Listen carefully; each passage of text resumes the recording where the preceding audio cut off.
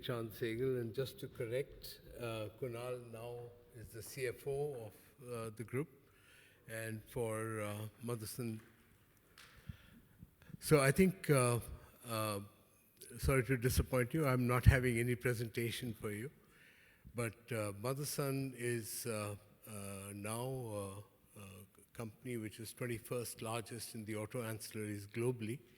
And we have our clear intentions laid out in our 5-year plan, which is to be a $36 billion group by 2025. And trust me, we are very close. We also have 4 new verticals in Motherson, which is basically aerospace, we have medical devices, we have logistics, and we have what is called the services. Software and other related services that we are bringing in. I think at this particular moment, a lot of disruption is there globally, and Motherson is in the right place at the right time. And thanks to Kunal and his efforts and team, we have a very strong balance sheet to cover up whatever we have the appetite to buy.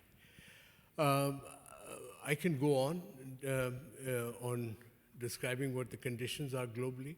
I think all the markets are very, very interesting. China at the moment is a little bit under the weather because of President Xi's re-election and the 3rd term, which is an unprecedented term, but it might happen.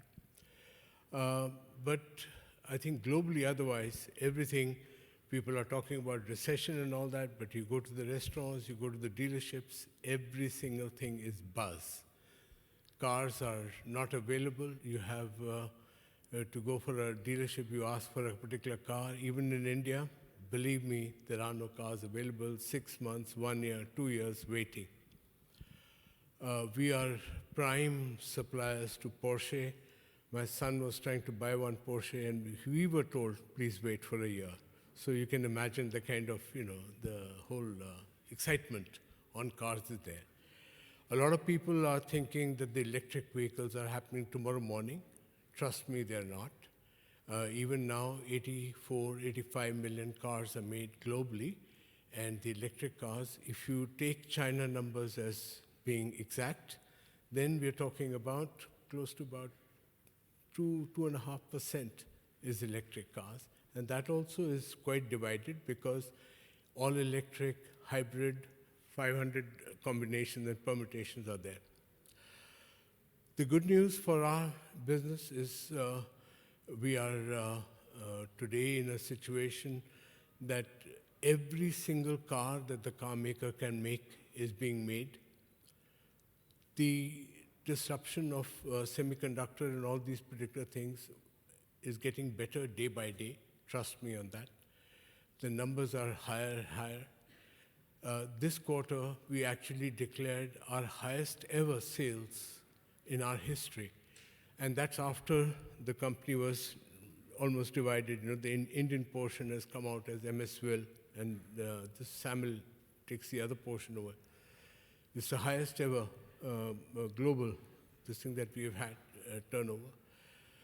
People are a bit worried about the margin and all that. I don't worry about it too much. What we are trying to say actually is we are taking all the costs, all the benefits that are going to come because of the negotiations with the customers and all that will happen in the next month, 2 months, 3 months. That will all come straight into the bottom line. So that's there. The acquisition field for us is huge. A lot of companies are in trouble, and we are being inundated by the customer side asking us to take over companies, and which is always a great thing for Motherson. Motherson never acquires a company because we woke up in the morning to take over a company. We wait for the customer to come to us and tell us, and believe me, my number is running all the time because of that.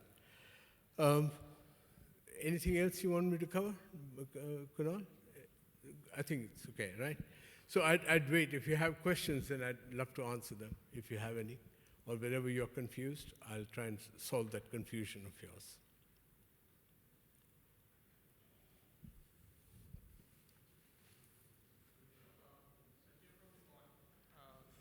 wanted your thoughts on non-auto journey that you envisage over the next 4-5 years. Because we understand in auto you have always been with the customer, so the customer comes first. So do you think the same route will be there for your non-auto journey? Good question. I think definitely it will be, because what is there is we are problem solvers. So there has to be a problem for us to solve. So the same thing in aerospace, you look at it, there are only 2 or 3 players max, not 20, 30 or 200 or what. Same in defense, same in, we are more on the offset of defense, this thing. So we're not into defense kind of equipments and all that. That by nature we wouldn't go there. But when you talk about medical devices and all that, again, there are only 7, 8 big players which are really into big medical devices. So we are working along with them to solve a lot of their issues. Same in logistics, we've actually tied up with our OEMs, like Suzuki, we do a lot of their transportation of finished vehicles and all that. But also as a group, Motherson has over 300 facilities in the whole world. So we want to build logistic as a thing which is scalable and can go up the whole thing. And nowadays, you know how much you have to pay extra just because of the logistics, so it's a great place to be at the right time. Definitely the mindset is always going to be similar. We are working with OEMs in those respective fields and then working with them. The services portion is more to support the whole group. That's why we have a SEI CMM level 5 software company, which actually takes care and ensures that when we take an acquisition over, my software team has already gone in, figured out everything, and then we can improve it that much better and faster. So just one last follow-up. How about the inorganic opportunities in both auto and non-auto? I mean, if you try to pan out our growth over the next 4-5 years, what can be organic and what can be inorganic? So, you know, the way to understand Motherson 2.0, that's what we were trying to do. When we segregated our Motherson from Motherson Sumi Systems, which was very focused in automotive and all that, in that process, we had built 5 very strong pillars: design, tooling, then manufacturing, assembly, and then the whole particular gamut of supporting these particular 4 verticals was the 5th, which is the services. So Motherson has 32 design centers. Nobody knows this. We have 8 tool rooms to die for, which are 100% owned by Motherson. We have manufacturing facilities. I told you, you have crazy manufacturing facilities all over the world. Of course, assembly, we are brilliant when it comes to making cockpits or interiors, exteriors for the car and wiring harness and blah, blah, blah, every single thing that you can imagine. And then, of course, we have the ability to make modules. Motherson has always never been a part supplier, we're a module supplier. So if you see the Mercedes GLS, it's a plant that is made only in USA, in Alabama. The GL series of the Daimler, 100% of the interior, exterior of that car, of all the versions, including the Maybach version, is done by Motherson. When you look at Porsche, almost 60-70% of the car's interior, exterior is done by Motherson. So the ability to have that engineering, nothing stops us to make an aeroplane or a train or anything. We can do anything over there because that basic infrastructure facilities is owned in-house with Motherson. That's the reason why the OEMs love us. Thank you.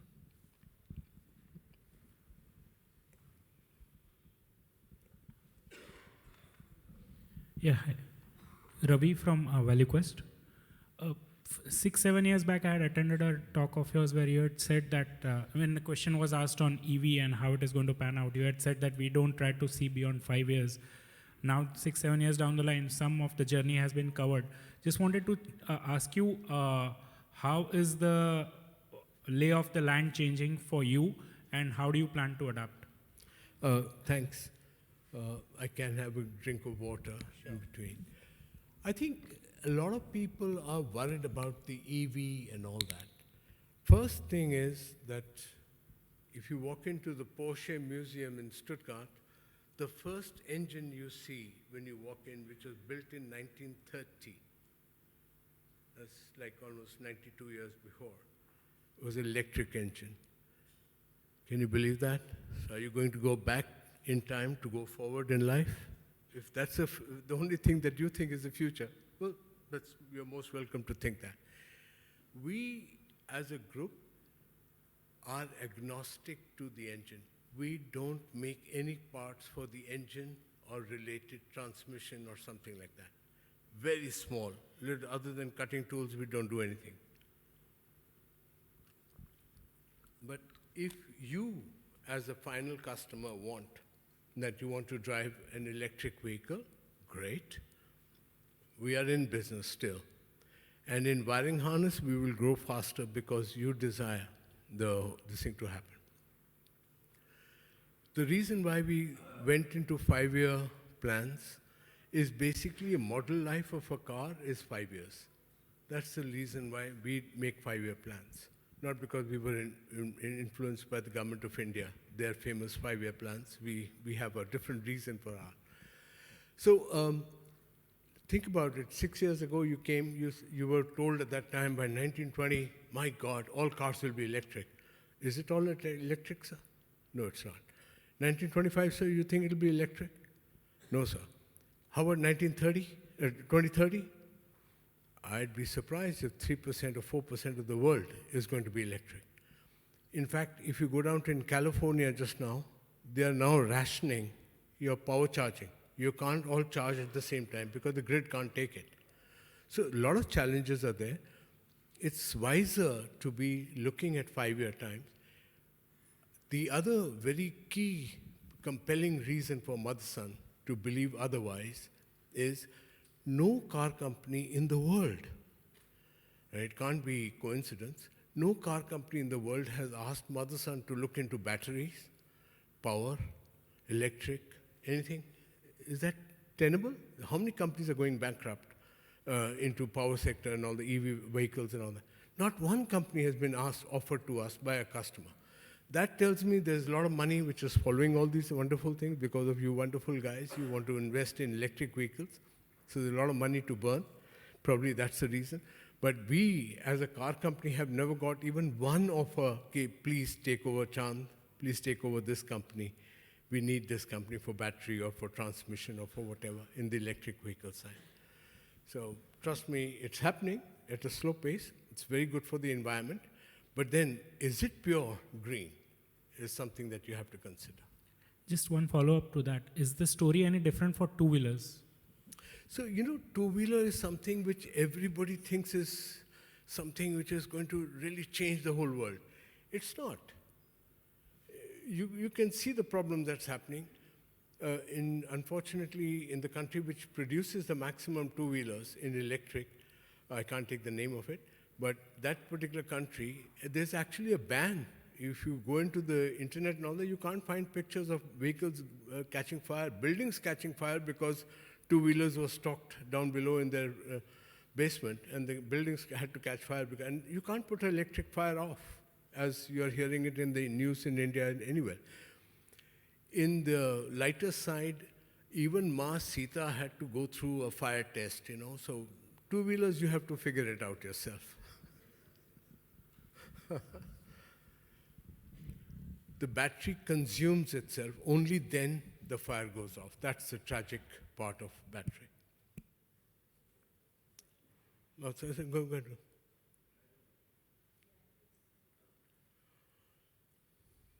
Mentioned about all your acquisitions have been driven by your customer. As far as the automobile sector is concerned, obviously you had the relationships going with them. They had the track record, etc., having worked with you.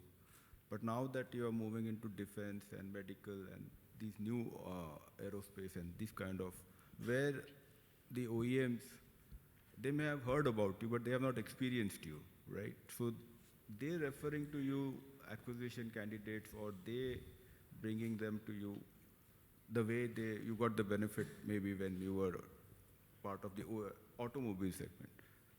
So it doesn't how do I mean, as an investor, look at it So like, जब भी आप trouble में होंगे सबसे पहले माँ ही याद आती है. okay. तो मदरसन नाम है कंपनी का, तो मदरसन तो माँ तो हम हैं ही, वो तो आते ही हैं वहाँ पे. But on the lighter side. But actually, you know, automotive is one particular industry which is very much followed in the world as a standard because of the product recall, product liability, the ease of people using that particular thing and all that. And huge numbers. You're talking about 100 million cars being produced every year. You know, that particular fact itself, and then you're talking about PPM defects and all that. If you go into the other industries that we are looking at, the defect ratios are in PPT, parts per thousand. That's the kind of difficulty that they have. So a good name is something which follows very, very clearly. And the reason why, for example, aerospace, they're looking at parts per billion for your defects and all that. That kind of a situation is there. So automotive industry, if you have a track record, it's very easily followable in the different other industries that we are following because there the quality and the delivery of quality to the product is benchmarked in different levels, but automotive is the toughest. So that's why we have a huge advantage there. And the good part is that the customers are not so many. The customers are few. And they benchmark us much more focused. So they know about us even more than we know ourselves.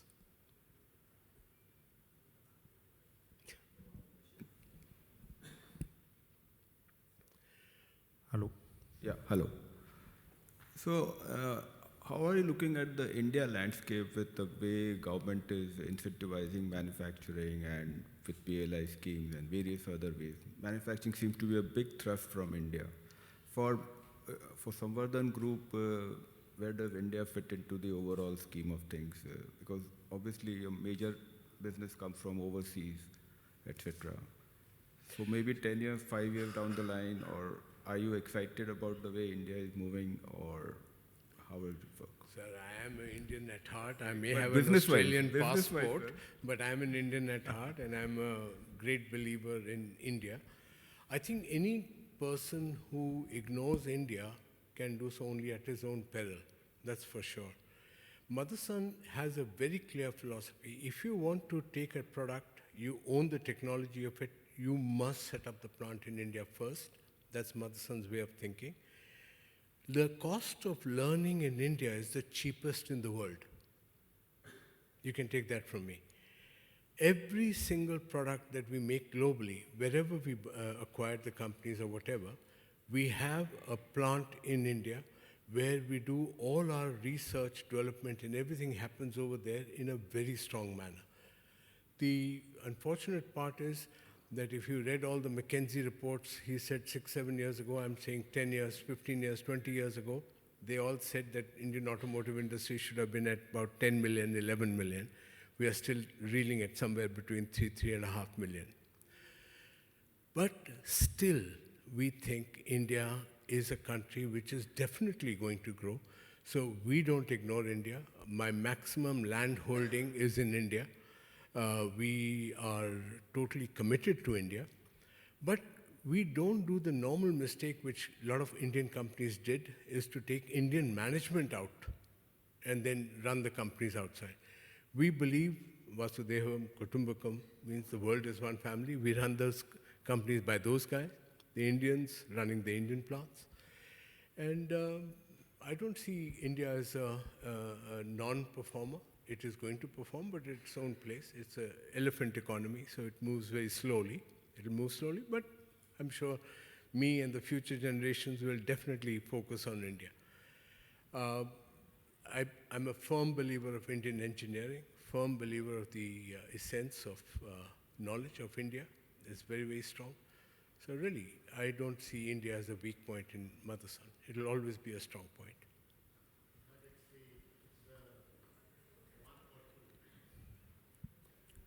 from a turnover perspective, it continues to be among the top two. Sometimes it's one, sometimes it's two, depending upon how the production scales are working out. But I don't know why we get perceived as becoming more and more non-Indian, because our home base remains here, and it is an extremely core market for us where we enjoy a lot of strength. So there is a lot of talk about massive labor shortages in overseas, both in the US and Europe.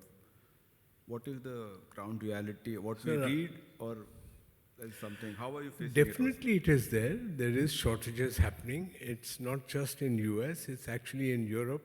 Even countries like Mexico, Brazil and all that, there is labor shortages. But then it depends upon you. What do you define as labor? What kind of labor you're talking about? But I think if you look at the different levels of labor, the skilled, semi-skilled, unskilled, then the shortages may be more on the unskilled side, not so much on the skilled. So for that, the price is the main thing. So people are very moving over there. Luckily, they're not like Japanese who don't want to move. One company, one family, one company is the kind of thinking of Japan. Recently, of course, they're also changing. But then, other than that, I think it's there. Shortage is there, but also availability is there. But depending upon what level are you talking about.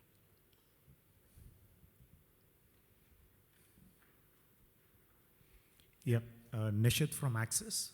Again, a question on acquisition. So, we've seen, or as you mentioned that you've got various proposals coming in from your clients to acquire.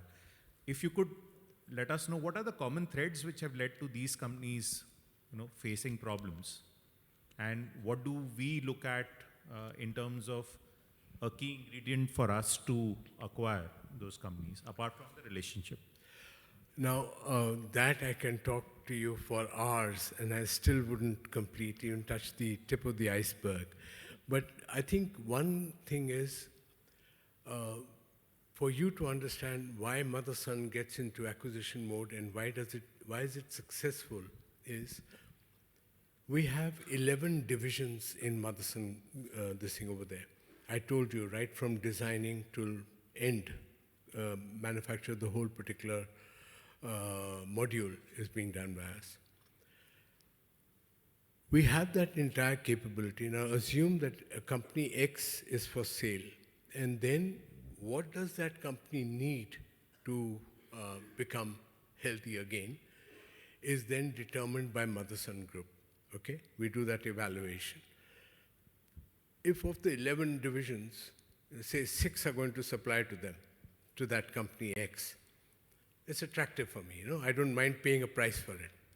But let's say 0 is our contribution to that particular thing. Then definitely the customer will pay me. You know that the customer pays me to take over a company, no? So that that's all that I can explain to you. But it's a way of looking at things. The peers have a problem. They are more proficient in 1 or 2 different types of particular contribution to the industry. And for them, all other services are paid for. They have to pay for it. So acquisition becomes that much more difficult. But Motherson, by nature, has made its group of, say, 300 odd plants in such a manner that we can catch the nuance of many multiple different products that we're doing. For example, let's say hot stamping. It's a steel where you do a particular process to it, make it lighter. The steel is the same, strength is better, but it's actually lighter. So when a particular company in south of India told us that, look, I'm in trouble, my Korean guy is going to go bankrupt. So he said, please take it over. We said, why not? Because the OEM telling us to take it over. We took it over. Now that same company, same customer, same product, new hot stamping came in, everything else coming, we are one of their biggest suppliers of the new technology. Why? Because the technology is the same people are already doing it, the machines and all those particular things there, and the customer is standing behind me, not in front of me. So every time the customer comes in front of me, then there is negotiations happening. But when he's behind me, he's saying, Chand, go for it, fight it out. That's a basic analogy of what Motherson does. But by doing that particular thing, we brought hot stamping into the whole thing. We are not a steel company.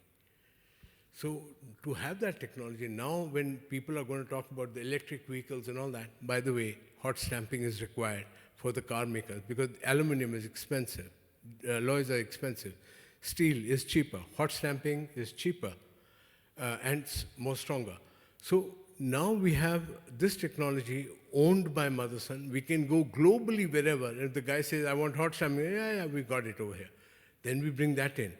So it's a geographical multiplication and also solving the problem of the customer. So that is the ability to sell to one customer, then I can sell to the other customers, I can sell to the whole country, I can move that whole technology anywhere in the world. I have no restriction. That, I think, is the secret of acquisitions. So acquisition is a double-edged knife. If you don't know it, it's going to go in cutting, it's going to come out cutting. And remember, we are the kharbujas. We are never the knives, we are the kharbujas. So we have to be very careful of all the technology that we take, and that actually steals us up. Thank you. Good? Well, a question. One is on margins. So, there've been pressure on commodity inflation as well as gas and fuel inflation. So while within input costs, you can actually pass on the input commodity price pressure into final products. But gas and fuel is one category which sort of are passed through negotiations. So you think the clients are actually providing complete compensation on that front? And if not, are you absorbing that in your cost? That's I wish. one. Okay. And second question being that over the next 6 to 12 months, we are looking at reasonable probability of impending recession both in Europe and North America, and both are important markets for you. In the past, what we have seen is that, when during recessionary periods, there have been sharp cancellations and decline in the order book of PVs. How are you placed for that kind of a situation in overseas markets? So I'll take it one by one. What was the first question you're talking about? Of the gas and this thing and all that. So these are exceptional circumstances. The way to look at that, one, we don't guide you in margin, we guide you in ROS terms. We are a 40% ROS guided company, and we keep our focus on that. So these particular things are things which are happening in a particular area. It's not global phenomena. We do have inflation which is happening, which is almost global. But these are things which we are going to negotiate or are doing negotiations with our customers and that, and because the increase is phenomenal. I think if they don't do it, then we are in huge trouble. And if I'm in trouble, he's definitely in trouble. Please understand that cars is a sum total of parts. If the parts are not there, he can't do nothing about it. So definitely, if we approach it the right way, sit down with them, prove it to them that the costs have gone up to that particular thing, we will get compensated for it.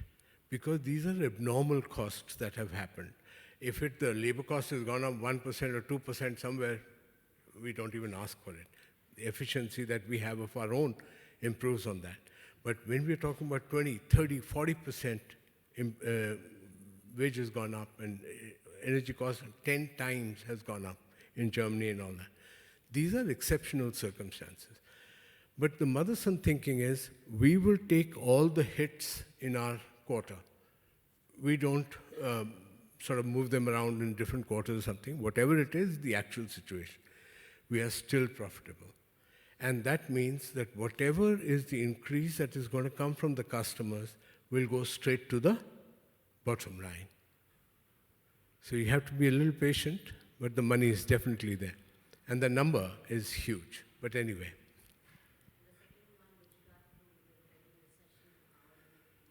Recession. Which restaurant did you find is open, vacant? Oh, it's coming. Yeah, well, they keep telling us storm is coming, storm is coming. So anyway, but I have 15 dealerships in the private part of my life. I don't have a car to sell. I mean, all my dealerships, we've sold everything. Whatever the customers promised us next month also is already sold. आप बताओ कौन recession की बात कर रहे हैं? But I mean, there must be something. The definition Kunal has a particular definition of what recession is. 2 months, if there's degrowth, that's recession. So if that's the case, well, okay, fine. But that's also maybe because the products are not available. But I think in the general sense, we as a company are never worried about recession because that gives us the biggest opportunity to pick up companies at throwaway prices. So we are an acquisition company. So if the recession you say is coming, we'll say, where is it? I'm waiting for it. It's okay, it's part of life. But mobility, the way Motherson approaches mobility is 2-wheelers, 3-wheelers, 4-wheelers, 24-wheelers, depending upon trains, what do you want, planes, every single form of mobility, Motherson is there. So trust me, there's a lot of hope in the world and a lot of money. Trillions of dollars have been given away as gifts, no? Now they're trying to mop it up again. But yeah, the guiding principle of Motherson, if it helps you, is like that of a wind in a port. The wind always flows in one direction. You have to have the ability to take the wind into your sails and go out of the port, and the same wind, you have to bring your boat back into the port. So that is how today's business has to be. The winds are always going to be one directional, going to be in different directions. You have to have the capability to use the wind to take it into your sails and go to the direction where you want. I hope that helps. Philosophy always works. Sure. Yeah, sir. This is a little bit of a broader question, but you started this business probably 3.5 decades back, and you started with your mother, and that's where the name came from. Also, is what I understand. In 3 years, it'll be 50 years, but go 50 ahead. years, yeah. So Motherson Sumi, that's where you came from, and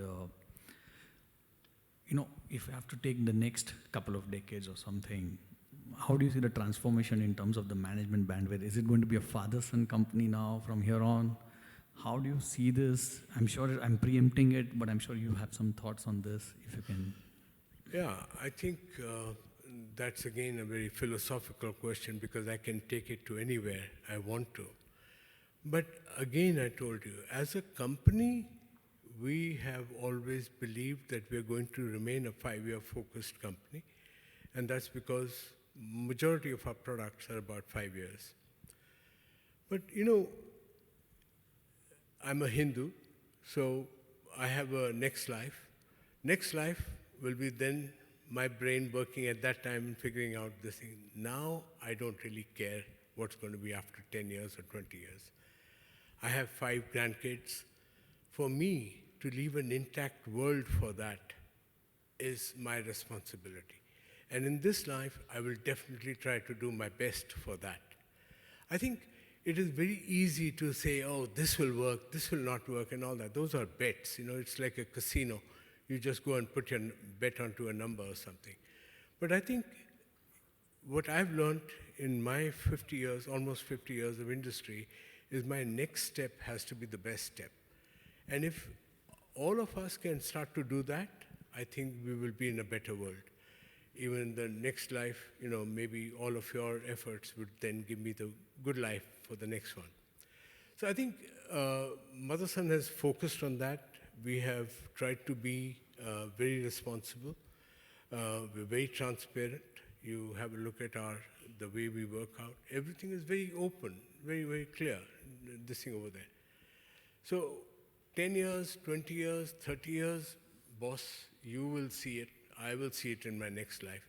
So I'm not worried about that. But I can tell you, the next 2.5 years, Motherson focus is definitely on what we are targeting, and we will achieve that. Good. That's all. Thanks. Thank you very much. So much for this insightful session. So could you please hand him over the tone of appreciation?